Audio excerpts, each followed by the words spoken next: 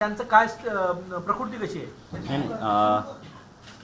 आज जे मीडियामध्ये चालत आहे की नागपूरमध्ये 2 ह्यूमन मेटानिमोनी व्हायरसचे पेशंट्स आढळलेले आहे, ते सध्या चुकीचं आहे. 2 पेशंट जे एक 7 वर्षाचा आणि एक 14 वर्षाचे जे होते, वॉक इन OPDमध्ये त्यांनी आपली पॅनल टेस्ट केली, त्याच्यामध्ये सस्पेक्टेड जे आलेले आहे. पण जोपर्यंत आम्ही NIV आणि एम्समधून तपासणी होणार नाही तोपर्यंत त्याच्यामध्ये कसलेही बोलणं बरोबर नाही आहे. कारण सध्या नागपूरमध्ये एकही केस नाही, सस्पेक्टेड आहे. आता आम्ही त्यांचा सॅम्पल जो आहे तो एम्सला आणि पुण्याला पाठवू आणि त्याच्यानंतर आपल्याला कळेल की तो पॉझिटिव्ह आहे की निगेटिव्ह. आणि दोन्ही हे जे पेशंट होते ते वॉक इन होते, कोणीच ॲडमिट नाही आहे, ते डिस्चार्ज झालेले आहे, ते सुखरूप आहे. आणि हा जो आपण ऐकतो काल 2 दिवसापासून की जगभरात पूर्ण देशामध्ये की ह्यूमन मेटानिमोनी व्हायरस संसर्ग होणार आहे, तो मोठ्या प्रमाणात वाढणार आहे, त्याकरिता गव्हर्नमेंटनी गाईडलाईन्स काढलेले आहे. हे मी तुम्हाला देतो. याच्यामध्ये फक्त या संदर्भात इंडिव्हिज्युअलनी काय करावं आणि काय नाही करावं हे सगळे गाईडलाईन्स त्याच्यामध्ये दिलेले आहे. की तुम्ही मास्क वापरायला पाहिजे, तुम्ही शिंक आल्यावर हात धुवायला पाहिजे, हस्तांदोलन केल्यावर तुम्ही हात धुवायला पाहिजे, आणि काय what to do and what not to do ते मी तुम्हाला देतो. आणि आज आम्ही ऑलरेडी सगळ्या हॉस्पिटल्समध्ये सगळ्या तुमच्या मीडियाच्या मार्फत, आमच्या सोशल मीडियाच्या मार्फत आणि आमच्या PSC सब सेंटर सगळ्यांच्या मार्फत आम्ही नागरिकांना ह्या गाईडलाईन्स आम्ही कळवणार आहे. सध्या घाबरण्याची कसलीही याच्यामध्ये हे नाही आहे. आम्ही वरिष्ठांच्या संपर्कामध्ये आहे आणि आपल्याला एक विनंती आहे की या अनुषंगाने नागपूरकरांमध्ये आणि जनतेमध्ये थोडंसं आपल्याला भीती पसरू द्यायची नाही आहे. कसलीच घाबरण्याची गोष्ट नाही आहे. मी रिस्पॉन्सिबिलिटीने बोलते आपल्या समोर. सध्या घाबरण्याची कसलीच कंडिशन रुग्णालयामध्ये संचित रुग्ण आढळले, त्या रुग्णालयाने प्रशासनासोबत संपर्क साधला होता, माहिती दिली नाही. हे दोन जे आपण चालत आहे, हे 2 बच्चे होते. त्यांचं टेस्ट त्यांनी प्रिव्हेंटिव्ह टेस्ट आपण जे पॅनल चालवतो प्रायव्हेट हॉस्पिटलमध्ये ते चालवले आहे. त्यांनी इमिजिएटली सस्पेक्ट आल्यावर त्यांनी गव्हर्नमेंटच्या अधिकाऱ्यांना, सिव्हिल सर्जन आहे, आमचे MOH यांना कळवलेलं आहे. मग त्यांचा सॅम्पल आम्ही आता आमच्या ICMR लॅबमध्ये एम्स आणि व्हायरोलॉजी पुणेला आम्ही पाठवू आणि त्याच्यानंतर आपण फर्दर ॲक्शन घेऊ. या संदर्भात काही इतर उपाययोजना करायची गरज पडेल का? नाही, मी तेच सांगतो. मी तुम्हाला वाचून दाखवतो, म्हणजे तुमच्या मार्फत सगळ्या जनतेपर्यंत पोहोचेल. याच्यामध्ये पेशंटची तब्येत कशी आहे त्याच्यामध्ये म्हटलं आहे की आपल्याला खोकला किंवा शिंक आली तर तोंडावर मास्क ठेवा, ते आपण करायलाच पाहिजे. त्याच्यानंतर साबण आणि पाणी याच्या अल्कोहोल आधारित सॅनिटायझरने आपला हात वारंवार धुवा. त्यानंतर ताप, खोकला किंवा शिंक येताच सार्वजनिक ठिकाणापासून दूर राहा. भरपूर पाणी घ्या, आपल्याला हायड्रेट ठेवा आणि पौष्टिक बरोबर जेवण घ्या टायमाला. आणि संक्रमण कमी करण्यासाठी सर्व ठिकाणी पुरेसे व्हेंटिलेशन होईल याची दक्षता घ्या. हे आपण आफ्टर कोविड आपला हे वे ऑफ लाईफ झालेला आहे. आपण जरी हा HMP व्हायरस नसला तरी आपण हे सगळं आपण करत आहोत. त्यानंतर शासनाचं यामध्ये हे करू नये. हस्तांदोलन, टिश्यू पेपर, रुमालाचा पुनर्वापर ते आपण ऑलरेडी करत नाही. आजारी लोकांची जवळचा संपर्क, हे इन्फ्लुएन्झा व्हायरसमध्ये आपण जे नाही करायचं ते ऑलरेडी आपण लोकांमध्ये आता अवेअरनेस झालेली आहे.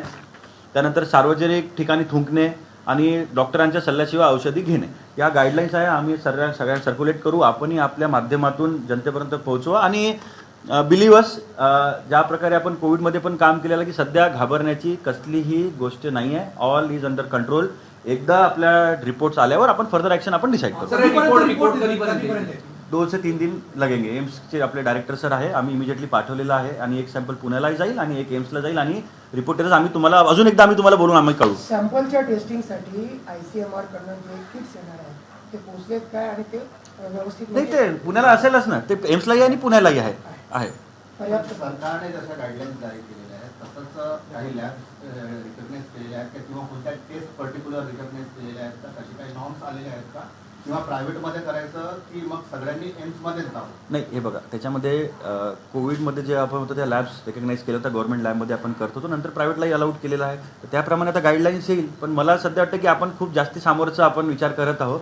सध्या तशी कसलीही कंडिशन नाही आहे.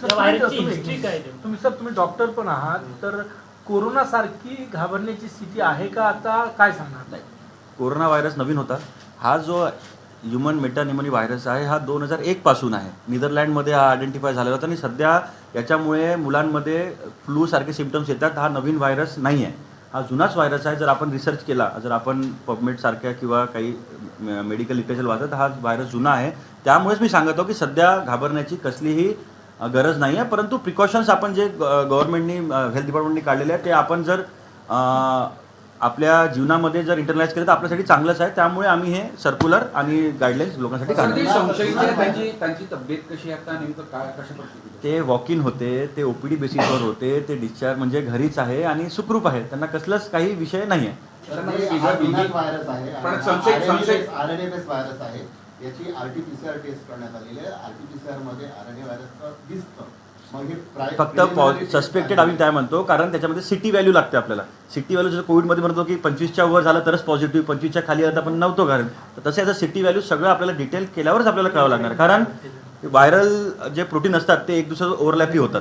आणि इन्फ्लुएन्झा पॉझिटिव्ह आहे तो निमो व्हायरस बी पॉझिटिव्ह असू शकता. त्यामुळे सिटी व्हॅल्यू डिटेल एक वेळा होऊ द्या, एक्सपर्ट बसलेले आहेत, त्यानंतर आपण हे करू. दुसरा प्रश्न असा की जिनोम सिक्वेन्सिंग हे आरएनए मध्ये काही म्युटंट आले की नाही याच्यासाठी करणार आहे. तर हे पुण्याला होतं. त्याच्या प्रायमरी बेसिसवर आपल्याला पॉझिटिव्ह आहे की निगेटिव्ह आहे हे एम्स मधून कधी मी ते सांगितलं की हमारे एम्समध्ये जिनोम सिक्वेन्सिंग होईल आणि तिकडे पुण्याला डिटेल इन्व्हेस्टिगेशन होईल. दोन्ही सॅम्पल आपण पाठवलेले आहे. रिपोर्ट येताच मी तुम्हाला अजून बोलून तुम्हाला क्लिअर कट सर सांगेल. हिंदी में सर, हिंदी में बताइए के पूरा। 2 मरीज यहाँ संशयित पाए गए, क्या पूरा मामला है, क्या उनकी उम्र थी और अभी हालत कैसी है और आगे की क्या प्रोसेस है? नहीं, इसमें जो 2 बच्चे थे वो वॉक इन ओपीडी बेसिस पे उनका सैंपल लिया गया था और उनके डिटेक्शन में सस्पेक्टेड आया है. तो अभी हमने डिटेल उनके सैंपल लेके एम्स और पुणे NIV पुणे भेज के हम उनका जांच कराएंगे और उसके बाद आगे का हम डिसाइड करेंगे. लेकिन अभी के इसमें एज अ डिस्ट्रिक्ट कलेक्टर मेरी पूरी टीम हमारे साथ है, CS है, MOH है, एम्स के डायरेक्टर है. अभी घबराने की कोई भी ज़रूरत नहीं है. और अभी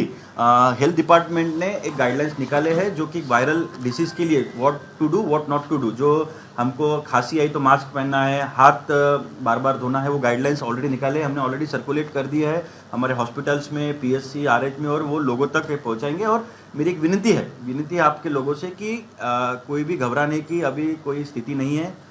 सब कंट्रोल में है. और ये जो वायरस है ये कोई नया वायरस नहीं है, पुराना ही वायरस है. तो अभी वही उसमें कोई म्यूटेशन हुआ है जो चल रहा है मीडिया पे, उसीलिए हमने सैंपल एम्स और पुणे भेज रहे हैं. वो रिपोर्ट आने के बाद हम आपको फिर से कम्युनिकेट करेंगे. मेडिकल और मेमो में क्या इंतजाम किए गए हैं? कुछ अलर्ट मोड पे है हमारी हेल्थ सिस्टम? नहीं, हेल्थ डिपार्टमेंट तो हमेशा अलर्ट मोड पे ही होती है, लेकिन वही मैं बोल रहा हूँ अभी कोविड के बाद वी आर फुल्ली प्रिपेयर्ड. कोई ऐसा घबराने की बात नहीं. मुझे यही बताना है कि जिस चीज़ का खतरा नहीं है उसका खतरा करके एंग्जाइटी सोसाइटी में हमको नहीं फैलाना है. हमको प्रिकॉशंस लेने हैं और जब ये टेस्ट की रिपोर्ट आएंगी उसके बाद हम आपको डिटेल बताएंगे. लोकांमध्ये जी सर्वात जास्त भीती आहे ती चायनाचे जे बातम्या येतात त्याचा आणि याचा काही संबंध आहे का या संदर्भात? नाही, त्याच्यामध्ये सध्यापर्यंत तर नाही आहे. आता आपल्या हेल्थ डिपार्टमेंट MED डिपार्टमेंट हे त्याच्यामध्ये तपासणी करत आहे आणि आपला सॅम्पलचा रिपोर्ट आल्यावर आपलं सगळं क्लिअर होईल. सर जो 2 मरीजों की रिपोर्ट आपने एम्स और NIV पुणे भेजी है, कब तक आने की संभावना है और जो 2 बच्चे हैं उनकी साधारणता क्या आयु है? वो OPD बेसिस की थे, वो 7 से 14 साल के उम्र रेंज में है और रिपोर्ट्स 2-3 दिन में पुणे से और एम्स से आ जाएगा. तो मेरी यही दरख्वास्त है कि बार बार जनता को, नागपुरकर को घबराने की कोई ज़रूरत नहीं है. ये 2 सैंपल आने के बाद हम आगे की स्ट्रॅटेजी हम डिसाईड करेंगे. संबंधित खासगी हॉस्पिटलनी पुण्यात शासनाला न कळवता त्यांनी मीडियाला ते सर्क्युलेट केलेलं होतं की माझ्याकडे 2 तर त्या हॉस्पिटलवर काही कारवाई नाही, त्यांनी सस्पेक्टेड सांगितलं आहे ना, तर त्यांचं काम आहे ते सांगणं. जर ते नाही सांगणार तर त्यांच्यावर कारवाई होईल. सस्पेक्टेड है करके उन्होंने त्यांनी जे सांगितलं आहे त्यांनी त्यांच्या याच्यावर बरोबर केलं आणि आम्ही आज गाईडलाईन्स पण सगळ्या प्रायव्हेट हॉस्पिटल्सला आम्ही देणार आहे. त्यामुळे एव्हरीथिंग इज अंडर कंट्रोल. पण काही राखीव खाटा आपण ठेवणार आहोत का मेडिकलला? तर आपल्याकडे इनफ खाटा आहे, त्याची आवश्यकता पडणार नाही. आपल्याकडे इनफ खाट पडल्या तरी आपल्याकडे इनफ खाटा आहे. घबराने की कोई जरूरत नाही. थँक्यू. त्यामुळे HMPVच्या पार्श्वभूमीवर घाबरू नका, काळजी करू नका, खबरदारी घ्या असं आवाहन नागपूरच्या जिल्हाधिकाऱ्यांनी केलंय. ABP माझा, उघडा डोळे बघा नीट.